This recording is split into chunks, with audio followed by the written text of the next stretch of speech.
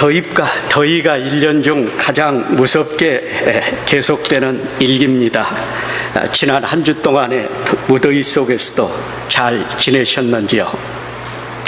벌써 제가 여러분을 다시 뵙게 된 것도 2주일이 1주가 지나고 2주일이 지난 3주 만입니다. 한 달의 절반인 15일이 갔다는 이야기입니다. 지난 예배 시간 때는 말씀드린 대로 먼 곳에서 와서 밥값을 제대로 했는지, 오늘 이렇게 뵈면 언제 또다시 뵐지 모르니까 오늘만은 밥값을 제대로 해고 가야겠다라는 생각으로 왔습니다. 지난 주일 새벽에 출발을 했더니 좀 힘이 들어서 어젯밤에 내려와서 쉬고 아침에 나오니 한결 마음이 가볍습니다. 동대문에서 택시를 탄 60이 넘은 할머니가 서동문 노타리까지 가자고 택시를 탔습니다. 내릴 때 메타를 보니까 10,000원이 나왔습니다. 그런데 이 할머니가 5,000원밖에 안 내고 그냥 획 돌아서서 가려고 하니까 택시 기사가, 할머니 왜 5,000원밖에 안 냅니까?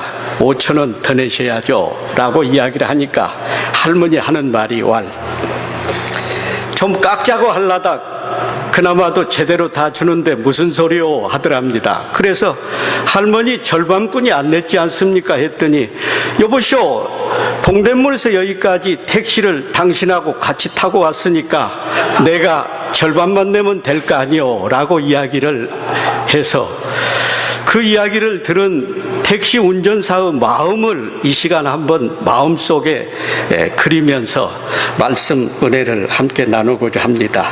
아나니아와 삽비라가 할머니의 그 모습을 아니었나 이렇게도 생각을 해봅니다.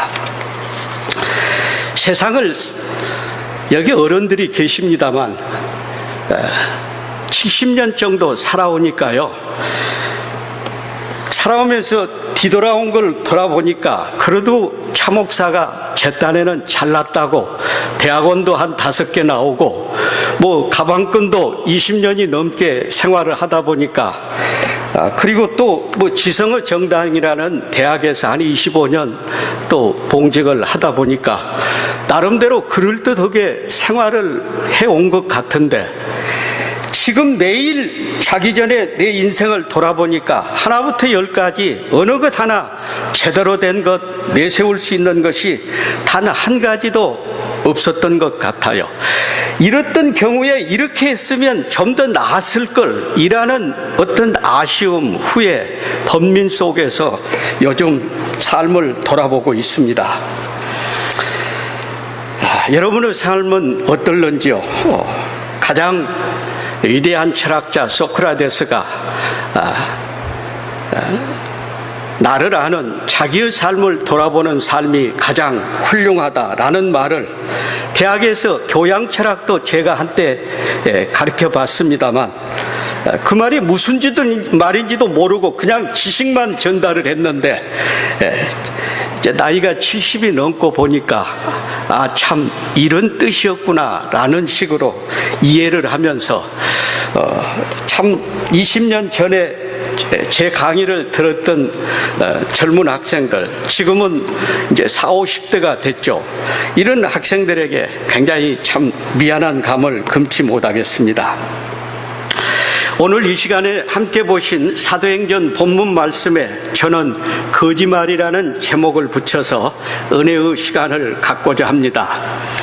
우리가 일상생활을 통해서 너무도 쉽게 그리고 자주 접하게 거짓말에 대해 새삼스럽게 이승씨 국어사전을 찾아봤더니, 거짓말은 사실과 어긋남, 사실이 아닌 것을 사실인 것처럼 꾸며서 하는 말을 거짓말이라고 설명을 기록해 놨습니다. 성경을 보면은 거짓말에 대한 여러 가지 많은 기록이 나옵니다.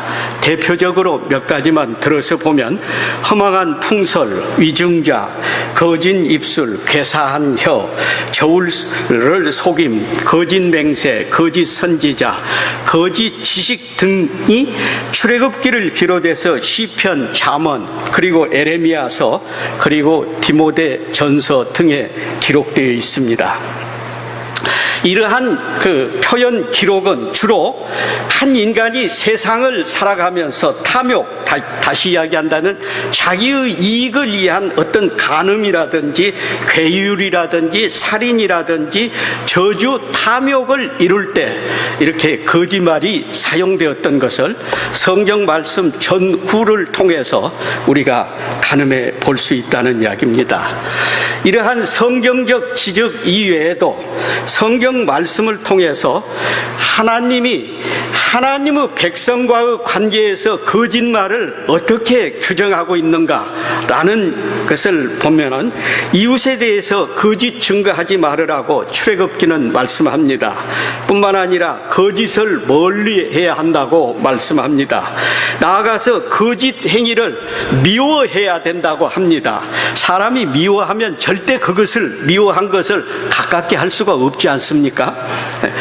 이런 측면에서 거짓은 우리가 세상을 살아나가는 과정에서 절대적으로 멀리를 해야 한다라는 것이 우리를 향한 하나님의 희망, 소망, 요망이지 않겠나 이렇게 생각을 해봅니다.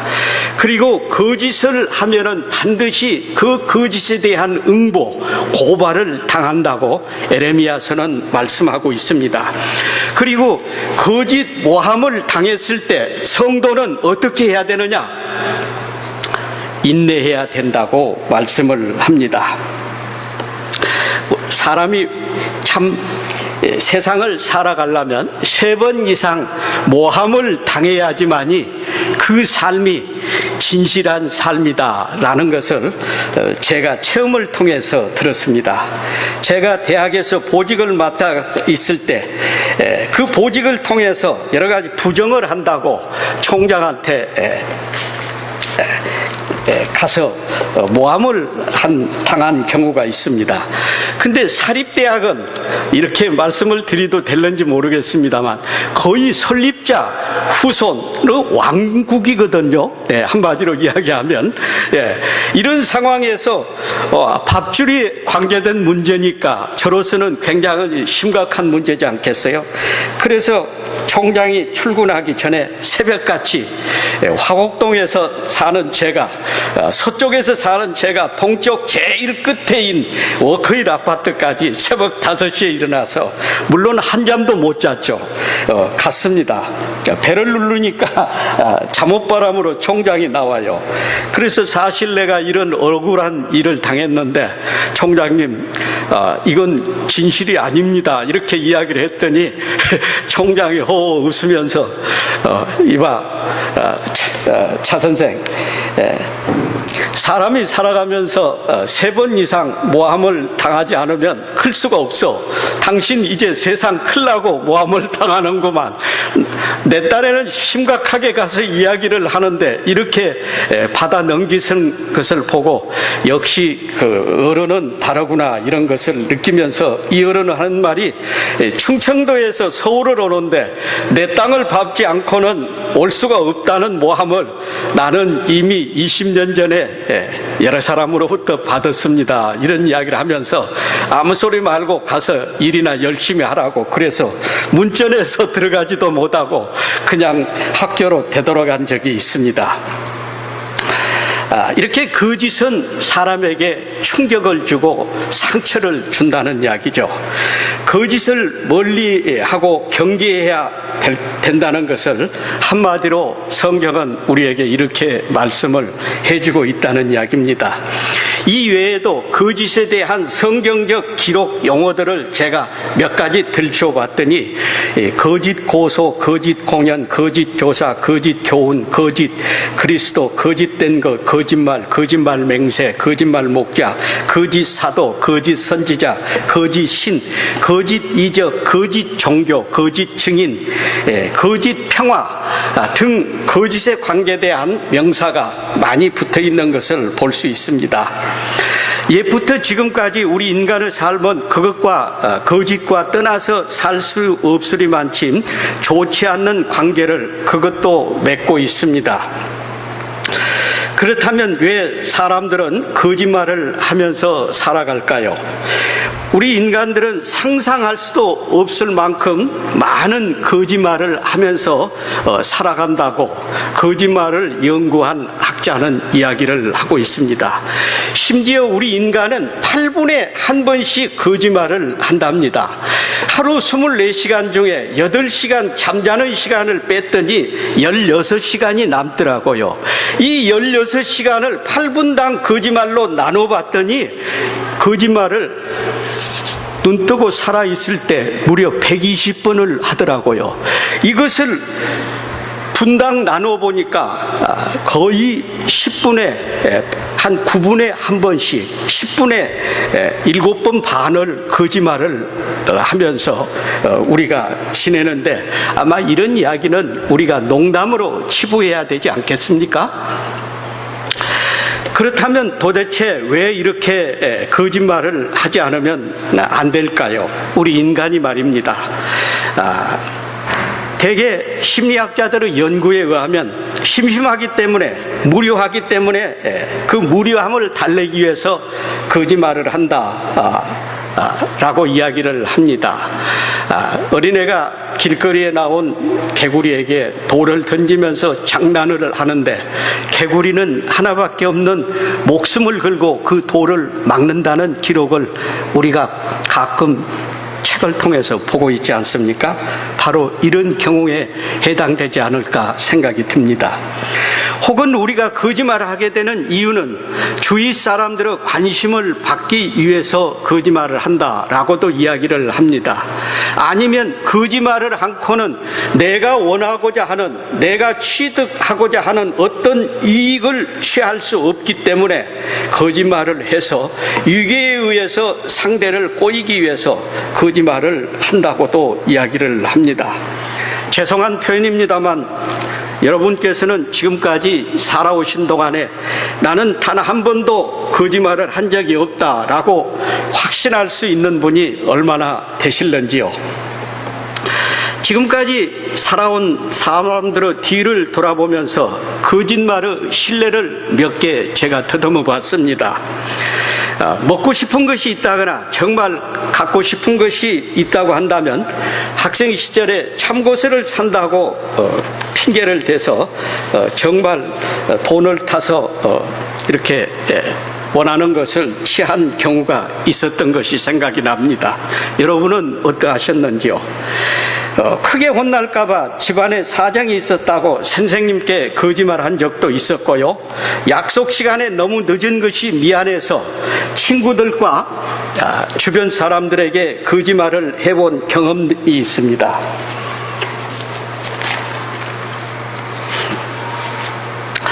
이렇게 우리가 세상을 살아나가는 동안에 크고 작은 거짓말을 시도 때도 없이 합니다. 또 때로는 상대를 안심시키기 위해서 마음에도 없는 소위 하얀 거짓말이라고 불리우는 선의의 거짓말도 우리가 곧잘 하게 됩니다. 그러나 우리가 잘 아는 이솝 우화 양치기 소년이라는 제목을 통한 동화는 결국 반복된 거짓말로 그 자신이 마을 사람들로부터 신뢰를 잃었고 자신이 키우던 양은 모두 늑대에게 물려 죽는 그런 불행한 일을 당하게 되지 않습니까? 여기에서 우리는 반복된 거짓말이 가져다주는 불행하고도 불리한 결과를 봅니다. 그래서 이런 동화를 활용해 아이들에게 거짓말을 해서는 절대 안 된다라는 것을 알게 하고, 거짓말하는 아이는 나쁜 아이다라고 우리 부모들이 가르치고 있습니다. 저는 여기에서 이왕 말이 나왔으니까 간단히 거짓말에 대해서 이해하기 쉽게 어른보다는 아이를 통해서 몇 가지 사례를 보고자 합니다. 첫째로, 아이들은 왜 거짓말을 할까요? 아동 심리학자들에 의하면 첫 번째, 아이들이 거짓말을 하는 그 이유는 처벌을 피하기 위해서랍니다. 본인이 잘못했을지라도 아마 어른에게 야단맞기를 좋아하는 어린아이는 하나도 없을 것입니다. 우리가 그렇게 커왔잖아요. 제가 그렇게 커왔습니다. 70년을. 그래서 그 상황을 모면고자 거짓말을 한다는 것입니다. 가정에서 형제끼리 싸움이 잦을 때 엄마에게 야단맞지 않기 위해서 거짓말을 해본 적이 없으신지요? 두 번째 이유는 책임을 지지 않기 위해서 아이들이 부모에게 거짓말을 한답니다. 누구나 주어진 책임을 다한다는 것은 매우 중요한 일입니다. 하지만 가능하다면 사람은 그 책임에서 또한 벗어나기를 원하는 것이 우리 인간의 참 연약한 모습입니다. 특히 좋아하지 않는 결과가 예상이 될 때 이미 결과가 일어난 때를 가장해가지고 우리는 거짓말을 하게 된다라는 이야기입니다. 세 번째, 어린아이가 거짓말하는 이유는 부끄럽거나 당황스럽고 서른 감정을 피하기 위해서랍니다. 사실 감정을 숨기는 것은 어렵습니다. 그래서 마음의 거울은 얼굴이라고 해서 마음이 평안하면 얼굴에 기쁨이 나타나지만 마음이 화가 나면 금방 얼굴에 아무리 억제하려도 나타납니다. 이것이 하나님이 주신 인간의 본 바탕인 것 같아요. 그렇게 생각하시지 않습니까? 아멘 안 하시네요.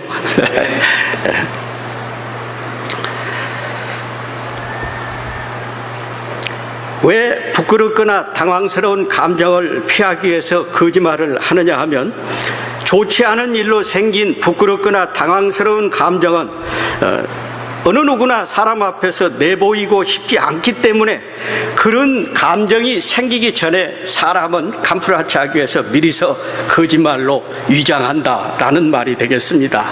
네 번째 이유는 자존심이, 그 어린애라고 하지만 그 어린애에게도 있는 자존심이 상하는 것이 싫어서 거짓말을 한다고 합니다. 자존심은 스스로를 지킬 수 있는 최후 방위선, 마지노선, 보루입니다. 따라서 그런 마음을 지켜내기 위해서 거짓말을 할 수도 있다는 이야기입니다. 다섯 번째 이유는 자신의 비밀을 지키기 위해서 거짓말을 한답니다. 아무에게도 들키고 싶지 않은 비밀이 있는데 누군가 자꾸자꾸 그 비밀 문제에 대해서 관심을 갖는다고 한다면 당사자로서는 얼마나 불안한 일이겠습니까? 아이들은 그런 상황일 때 마찬가지로 거짓말을 하게 된답니다. 여섯 번째는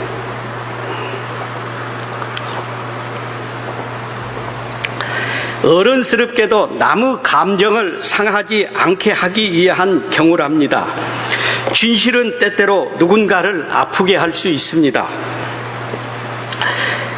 그렇다고 거짓말을 해서 짧은 위기를 모면하는 것은 나중 더 큰 일을 불러 만들 수도 있지만, 필요에 따라서는 일단 거짓말로 안정시킨 후 충격을 완화시킨 다음 적당한 시점을 찾아서 사실을 이야기를 해서 문제를 원만하게 이끌어가는 경우에 거짓말을 하게 되는데, 우리는 흔히 가족 중에 한 분이 불치병에 걸리거나 암에 걸려서 시한부 인생이라는 병원 판정을 받았을 때 바로 이런 경우에 해당되지 않을까라고 생각을 합니다.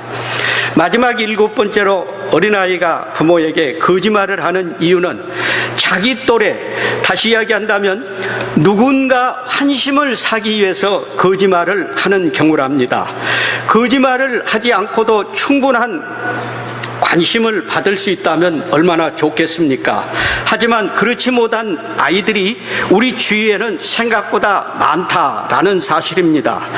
아이들은 물론 어른들에게 큰 관심과 사랑을 받고 싶은 것이 아이들뿐만 아니라 우리 어른들의 마음도 똑같지 않습니까? 그러다 보니까 무덤을 파는 스스로 일이 되겠습니다만 일단 순간적으로 모면을 하고자 거짓말을 하게 된다라는 이야기입니다. 근데 이때 거짓말로 인해서 거짓말하는 당사자가 불안도 함께 감수해야 하지만 결국 이 거짓말로 인해서 어린애는 나중에 더 큰 문제를 야기하는 것을 볼 수 있다라는 이야기입니다. 이렇게 정리를 하다 보니까 거짓말을 하는 이유도 참 별별 많은 이유가 있는 것을 알 수 있습니다. 그런데 문제는 이러한 사태 유발, 어린아이가 부모에게 거짓말을 하는 그 책임이 가장 큰 책임의 핵심이 첫째가 어른 부모에게 있다는 이야기입니다. 그렇다면 과연 부모의 어떤 점이 어떤 부모가 아이들을 거짓말로 만들었냐라는 이야기입니다. 여기에 앉아 계시는 우리 모든 성도님들께서는 이미 다 자녀를 키워서 출가를 시켰고 또 출가한 그 자녀들이 또 아이를 생산해서 키우고 있는 성도님들로 생각을 합니다. 그런 측면에서 볼 때 키우는 자녀가 손자가 손녀가 거짓말을 한다는 것은 할아버지 할머니는 물론 부모에게는 큰일이 아닐 수 없습니다. 이런 측면에서 어떤 부모의 밑에서 자라난 어린애가 거짓말을 하느냐라는 그 부모의 유형과 가정 환경에 대해서 잠깐 살펴보겠습니다. 이 시간은 하나님의 말씀을 전하는 시간입니다. 특히 사도행전에 나오는 아나니아와 삽비라 부부가 거짓말을 해서 하나님으로부터 성령을 속인 죄로 큰 벌을 받는 그런 교훈적 메시지가 전해지는 시간입니다. 그래서 거짓말이 전제되지 않고는 본문을 우리가 실감 있고 체감 있게 받아들일 수가 없기에 거짓말에 대해서 제가 특강 비시더니 지금 이야기를 하고 있다 보니까 예배가 끝날 시간이 되어가네요. 편안한 마음으로 말씀드릴게요. 네, 저 가신 다음에 실컷 비난해도 됩니다. 좀 웃어주세요. 이럴 땐. 네. 거짓말하는 아이를 둔 부모의 경우 첫째, 그 부모에게는 따뜻함과 진실성이 부족한 부모인 경우를 들 수 있습니다. 흔한 말로 아이들은 어른의 각 가정의 모습을 비추는 거울이라는 말을 하지 않습니까? 아이의 부모님으로부터 매사에 진솔한 모습을 보이고 아이들의 잘못도 따뜻하게 감싸줄 수 있는 이러한 여유가 있어야 하는데 만일 그렇지 못한 부모의 입장이라고 한다면 아이들은 그 밑에서 그런 부모의 모습을 모델 삼아 똑같은 행동으로 빚어질 가능성이 많다라는 이야기입니다. 두 번째로 아이의 말을 믿지 않는 부모의 경우입니다. 목욕탕에 뜨거운 물에 들어간 아버지가 시원하다라고 말하자 그 말을 듣고 탕에 몸을 담근 아들이 실제로 뜨겁다는 것을 알고 세상에 믿을 놈 하나도 없다고 말했다는 웃지 못할 유머도 있습니다.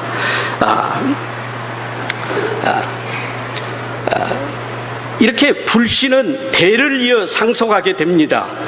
이런 유머가 진전되는 것을 보면 할아버지가 손자하고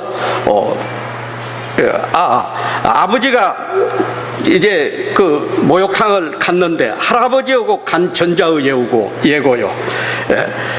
아버지가 역시 할아버지하고 똑같은 말을 하니까 자식이 하는 말이 참 재벌었 아직도 못 벌었군 이라는 이야기를 했다지 않습니까?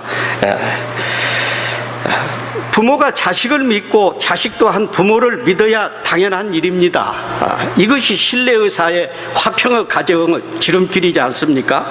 그럼에도 불구하고 어떠한 사소한 일로 시작된 부모와 자식 간의 서로에 대한 불신은 결국 상대적으로 약자 편에 설 수 없는 아이로 하여금 거짓말로 하는 아이로 만들 수밖에 없다라는 경우입니다.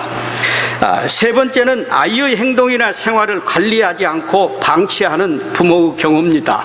요즘에는 부모가 현명해서 또 이민 생활하는 부모들은 이민 생활이 곤고하니까 그 곤고한 데서 오는 여러 가지 어려움이나 혹은 그 희망사항을 자녀를 통해서 대리만족을 하기 위해서 이민 1.5세나 이민 2세를 대개 쪼아붙이지 않습니까? 그러다 보니까 21살에 시카고 대학 의대를 졸업하는 천재도 나오고 그러는데 사실 이건 정상이 아니에요. 세상을 살아가는데 가장 행복한 사람은 누구냐? 평범하게 살아온 사람인 것 같아요. 그냥 아들보단 부모가 먼저 돌아가시고요, 아들이 절대 부모보다 먼저 죽는 이런 불행한 일이 없이 순차적으로 모든 것이 1, 2, 3, 4, 5, 6 이렇게 이루어지는 삶이 평탄한 삶, 행복한 삶이 아니겠습니까? 아멘 하셔야죠. 네. 성경을 지구상이에요. 한국이 아니에요. 지구상에서 가장 많은 보신 분이 한국에 계셔요.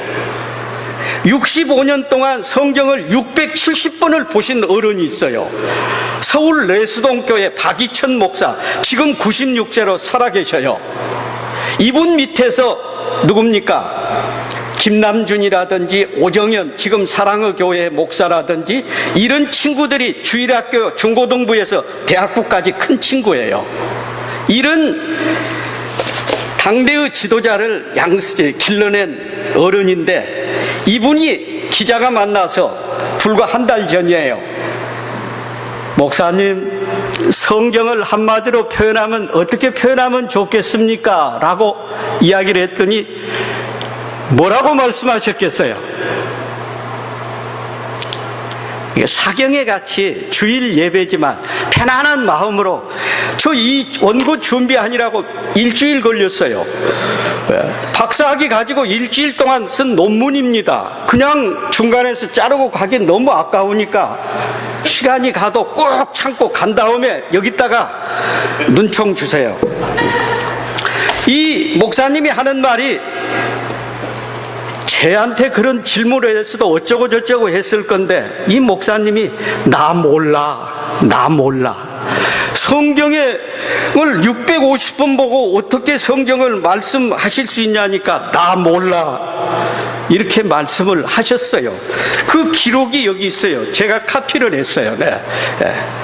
왜 모르냐고 물어보니까 성경은 우리 인간이 한마디로 이야기하기에는 너무 깊어, 너무 어려워, 이렇게 말씀을 하신 기록이, 인터뷰한 기사 내용이 쭉 나와 있습니다. 네. 이걸 보면서 성경을 어쩌고 저쩌고 한다는 것은 참 너무나 외람된 일이다라고 생각을 하지 않을 수가 없습니다.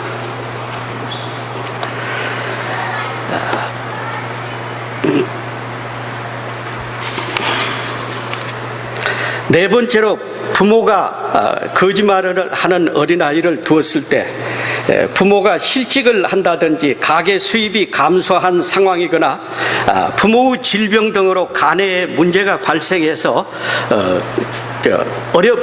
집안 내에 항상 어려운 점이 항존 있을 때 아이들은 거짓말을 할 수 있다라는 이야기입니다.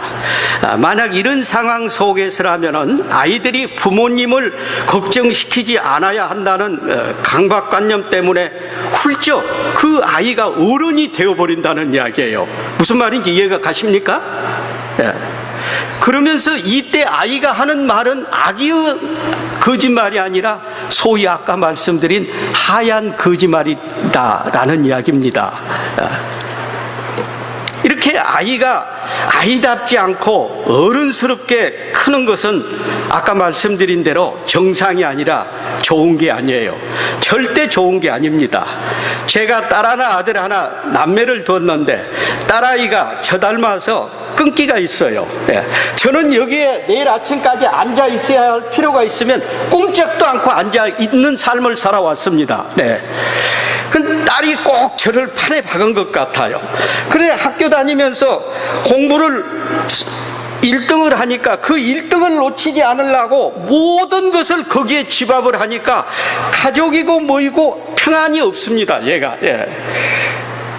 그러다 보니까 1등을 안 하도 좋으니까 제발 평범하게 커다오 박노식이죠. 예.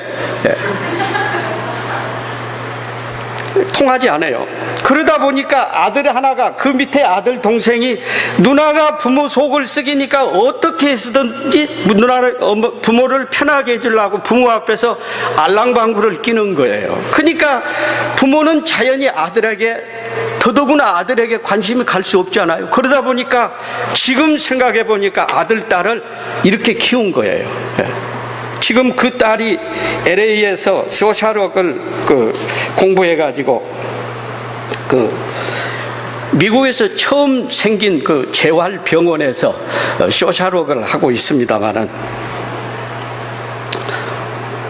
근데 이 아들이 문제예요. 알고 봤더니 이놈은 학교에 가서 집에 와서는 기가 막히게 100점, 150점짜리인데 학교에 가서는 공부도 않고 완전히 깡패예요. 요즘 말로 아들이 지금 41살입니다만 중학교 다닐 때 완전히 7명이 패거리를 만들어가지고 북두칠성을 만들어가지고 완전히 깡패 행위를 해가지고 공부는 빵이에요. 네. 공부는 빵이니까 니네 아버지는 대학교 교수인데 이 자식아 공부를 안 해서 선생들이 오다가나 한 대씩 주워 박은 거예요. 예. 그러니까 더 공부를 안 해가지고 이런 말씀 드려도 될런지 모르겠네요. 한국에서 고등학교 가려면 학력시험을 보잖아요. 학력시험에 떨어져 버린 거예요. 그때서 알았어요. 이놈이 공부를 잘한 줄 알았죠. 왜냐하면 1등짜리들하고만 친구를 하니까. 예. 그래서 이놈을 할 수 없이 선생하고 상의를 해서 지금부터 20년 전 이야기입니다만은 미국을 보냈죠. 예. 그러자 이제 그런 과정에서 이 애가 죽을 병을 걸렸어요. 그래서 하나님 앞에 제가 얘만 살려주면 뭐든지 하겠다고 서원을 한 것이 제가 자격 없는 목사가 되어가서 오늘 이 자리에 섰습니다. 실은. 네. 네. 마지막 다섯째로, 가정에 평화가 깃들지 않은 가정 분위기 속에서 자라나는 아이들은 부모를 속인다는 이야기예요.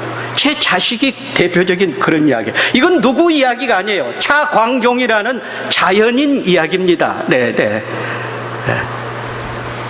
그럴 때 제가 받았던 충격을 한번 생각을 해보세요. 지금 자녀를 키우는 우리 젊은 집사님, 형제, 자매라고 한다면 제 말이 그냥 흘러버릴 말이 절대 아니라고요. 지금까지 사랑하는 자녀가 거짓말을 하는 경우와 이유, 그리고 그렇게 자녀가 거짓말을 할 수 있게 만드는 부모의 유형과 그들의 가정 환경에 대해서 정리를 해보았습니다. 그렇다면 끝으로 아이들이 거짓말을 할 때 부모들의 입장에서 어떻게 해야 되느냐라는 이야기예요. 첫째, 우선은 아이의 거짓말에 대해 부모가 절대로 먼저 쉽게 흥분하지 말고 침착하게 대처할 필요가 있다라는 이야기입니다. 간혹 자녀들이 자기 부모들을 우습게 보고 거짓말을 했다고 흥분해서 부모가 소리 지르거나 체벌을 가하는 것은 오히려 아이를 더 멀리 도망가게 하는 요인이 될 뿐 아니라 이 아이로 하여금 자신의 실수를 인정하거나 진실을 고백하게 하는 데는 하등 그러한 부모의 과격한 표현은 도움이 안 된다라는 사실입니다. 이와 같이 부모의 격렬한 반응과 이합적인 태도 속에서 쉽게 마음을 털어놓을 수 있는 아이가 얼마나 되겠습니까?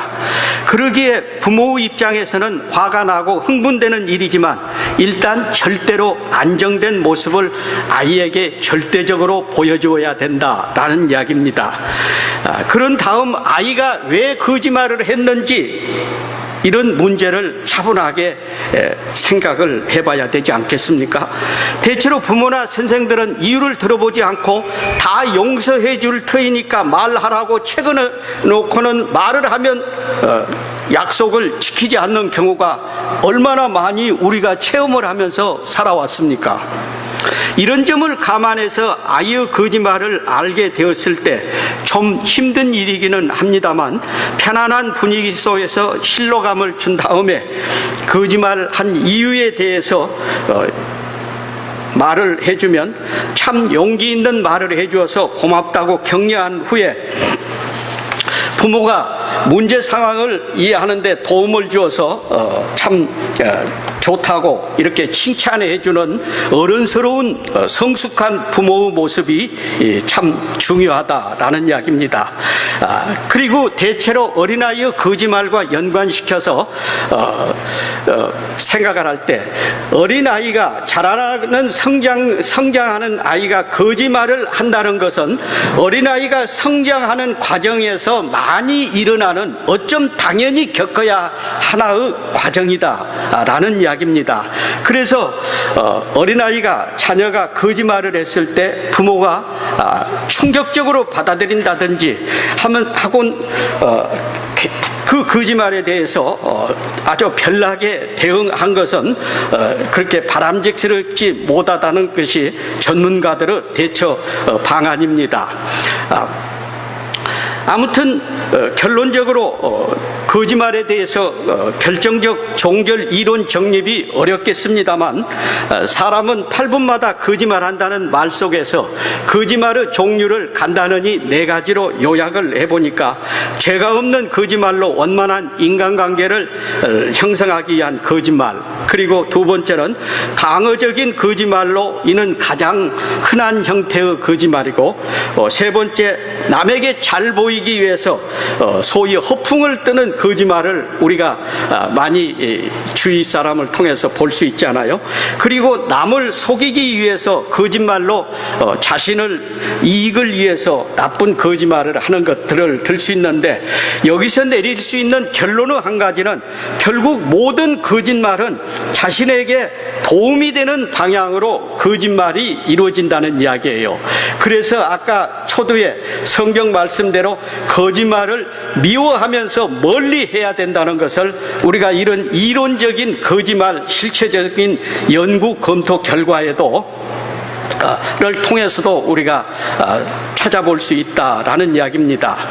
아무튼 지금까지 말씀드린 거짓말에 대한 악습과 악영향에도 불구하고 우리는 살면서 정말 그 일이 거짓말이었으면 좋겠다라는 희망사항을 가질 때도 있지 않습니까? 네, 예를 드린다면 학창시절에 나온 형편없는 성적표라든지 아니면 내 이름만 쑥 빠진 직장에서 진급자 명단이라든지 아니면 살고 있는 판잣집 동네에서 재개발 대상에 빠졌다는 연락 통지문이라든지 하루아침에 주가가 떨어져서 폭삭 깡통 통장이 된 이런 상황이라든지 또 사랑하는 사람으로부터 이별 통보, 사고, 그리고 그 죽음 등 거짓말 중후운까지 안고 있는 우리들은 어쩌면 강렬한 마음 속에서 스스로가 만든 거짓말 속에서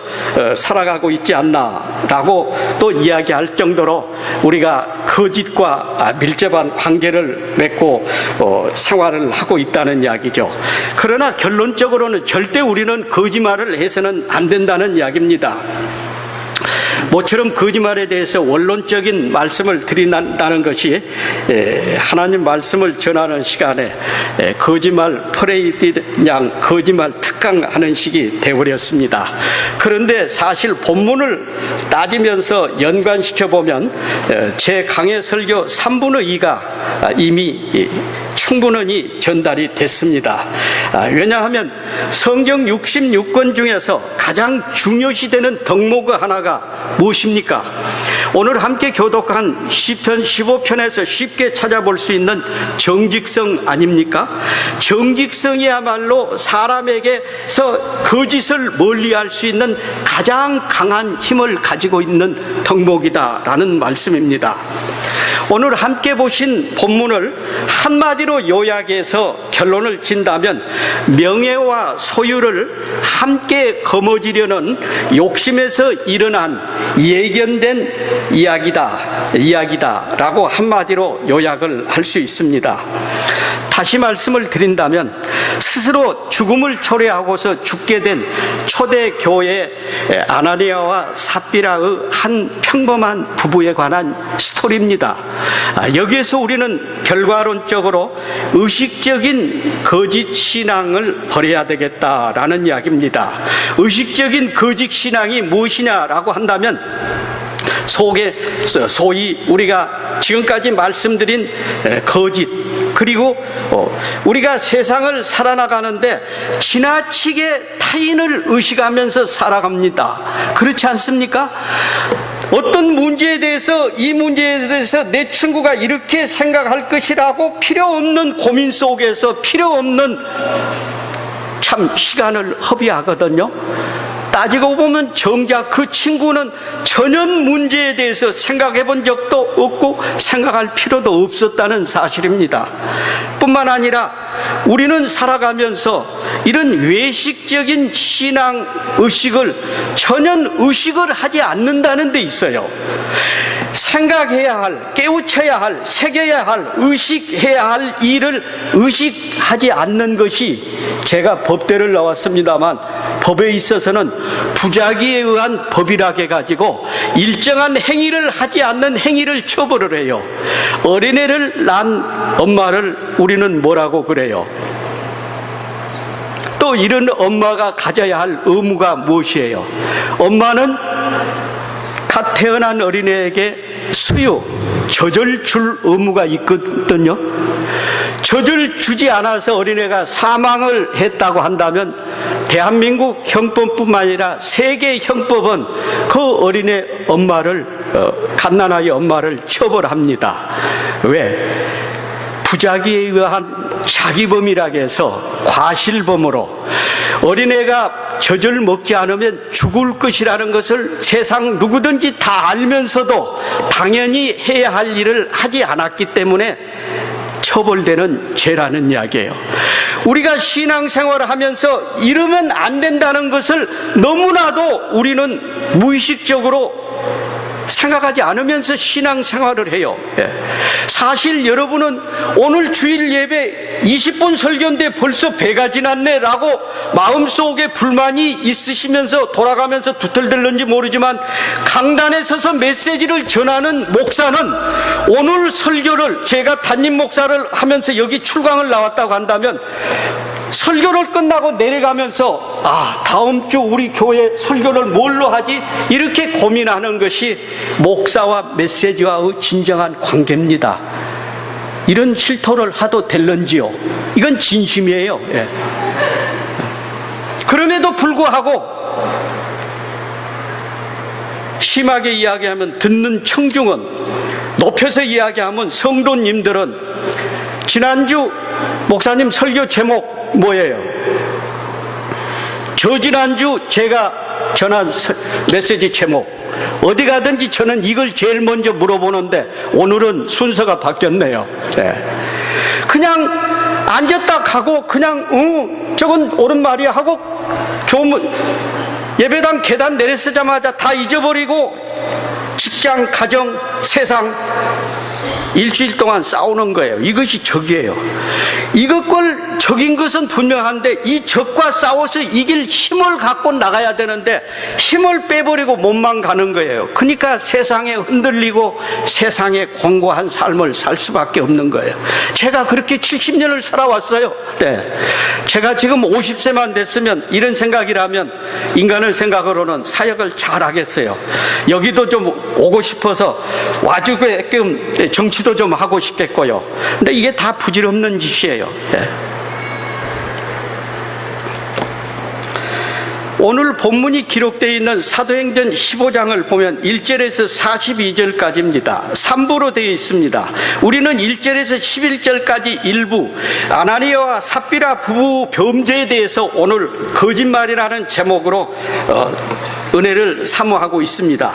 그 다음 소위 15장 12절에서 16절에는 사도들을 통한 예루살렘 교회의 성장, 그리고 소위 뭡니까?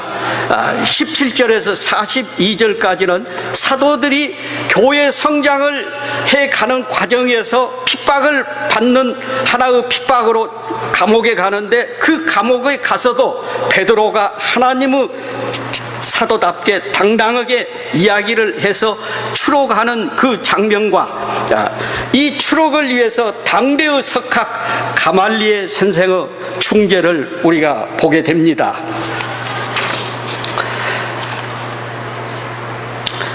아무튼 지금까지 말씀드린 몇 가지 관점에서 본문을 접근해 보면 오늘 주인공 아나니아와 그 아내 삽비라의 불행은 요즘 흔히 우리들이 일컫는 예견된 불행의 결과였다라고 이야기를 할 수 있습니다. 그 당시 유행으로 아무리 평범한 이름이라 할 수 있는 아나니아라는 흔한 이름도 어찌고 보면 과분하게 그들 이름에 여호와는 자비로우시다라는 신학적 의미와는 걸맞지 않기 때문입니다. 뿐만 아니라 그 안에 삽비라는 당대 이스라엘 사람들이 잘 사용하지 않았던 매우 희귀한 이름으로서 청옥 또는 보석에서 기원된 아름답다라는 의미가 내포된 히브리어에서 유래되어 가지고 오늘날 보석 이름 사파이아가 바로 이 삽비라에서 유래가 됐다고 이야기를 합니다.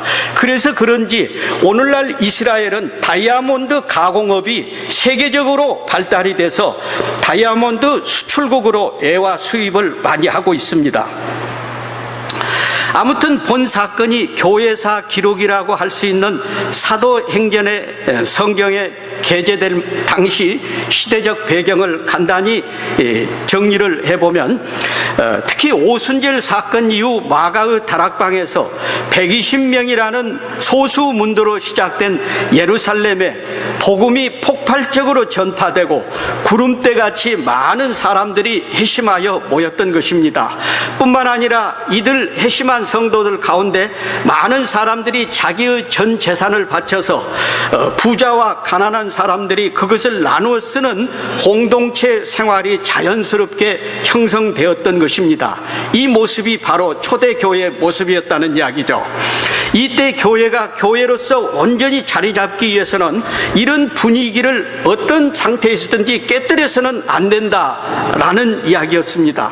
아무리 사소한 일이라도 불미스러운 일이 자리를 잡기도 전에 발생한다면 이제 막 불같이 일어서서 형성되기 시작한 교회를 결국 혼란과 혼잡 속에 몰아넣을 수밖에 없는 분위기였기 때문입니다. 이러한 때 소위 아나니아와 삽비라는 평범한 부부가 성령 기만 거짓말 사건으로 자칫 초대 예루살렘 교회 공동체의 순수생을 해치면 물론이요, 더 나아가서 복음 전파 사업에 더욱 박차를 가하기에 합심 단결해야 할 성도들에게 단결심을 깨는 사악한 행위를 보였다는 것은 도저히 묵과할 수 없는 상황이었다라는 이야기입니다. 어떻든 아나니아와 삽비라 부부는 좋지 않는 일로서 초대교회의 충격과 경계를 이렇게 던져준 인물입니다. 이들 부부 개인 신상에 관해서 성경 기록을 통해 알려진 바가 거의 없지만 대체로 여러 가지 상황을 통해서 간단히 몇 가지 정리를 해보면 이들 이름이 히브리어와 아람어 이름인 것을 볼 때 이들은 히브리어 유대인인 것만은 분명합니다. 또한 바나바를 흉내어 자기 재산의 일부를 판 것을 보면 허영심이 많은 인물이었음을 짐작할 수가 있겠고, 신앙으로 소유 전부를 드린 성도들에 대한 질투 때문에 진정한 마음도 없이 자신의 소유 일부를 드리면서 드린 것처럼 말하는 것으로 보아서 거짓 위선 이런 삶으로 생활을 꾸려나가는 자들이었으며, 교회에 드리기 위해서 소유를 팔았으면서도 자기를 위해 일부를 감춘 것으로 보아 물질에 대한 욕심이 강한 자들이었다라고도 이야기를 할 수 있겠고요. 사도들의 속임으로써 하나님까지 속일 수 있다고 착각할 정도로 불완전한 신앙을 가진 아직 초신자에 머무르는 그런 수준이었다는 것을 우리가 사도행전 함께 본 본문 4, 9절을 통해서 읽을 수 있습니다. 그리고 삽비라는 남편의 말을 따라 함께 거짓말을 함으로써 남편 아나니아와 한 장소에서 목숨을 잃는 불행을 남겼다는 이야기입니다. 범죄에 비해서 자기 땅 사서 조금 감추었다고 한 거짓말에 한 그 범죄에 비해서 마지막 최고 형벌인 죽음이라는 무서운 형벌을 받음으로써 거짓말 행위가 초대교회와 교인들에게 큰 경각심을 주어서 초대교회가 발전해 나가는데 이 문제가 교훈으로서 하나의 깃털이 되었다라는 이야기입니다. 그리고 말씀을 정리하고 마치겠습니다.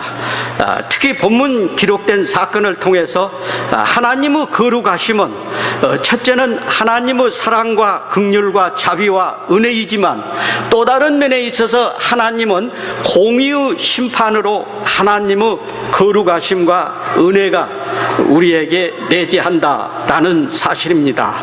이러한 사실을 여러분 마음속 깊이 새기시기를 주님의 이름으로 축원을 드립니다. 결국 욕심 때문에 성령을 기만한 아나니아와 삽비라 부부는 비참한 죽음으로 인해서 초대교회의 불미스러운 인물로 기록된 비참한 불행을 가진 부부였다는 이야기입니다.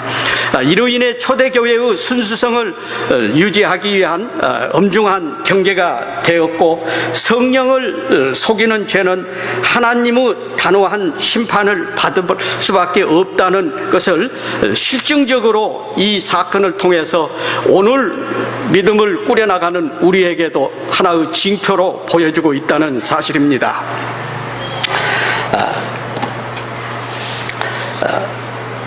가장 핵심적인 이야기는 말씀을 결론짓기에 앞서 이들 부부는 참으로 안타깝게도 성령 하나님은 우리 인간의 마음을 철저히 감찰하시는 분인 것을 까마득히 잊고 있었다는 이야기입니다.